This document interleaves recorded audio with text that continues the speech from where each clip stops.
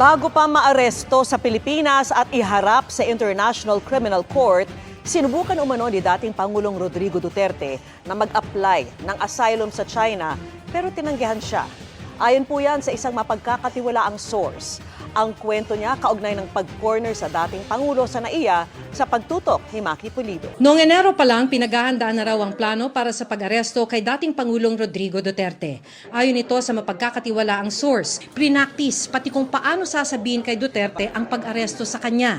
Dineploy ang 60 tauhan ng PNP-CIDG at 20 PNP staff.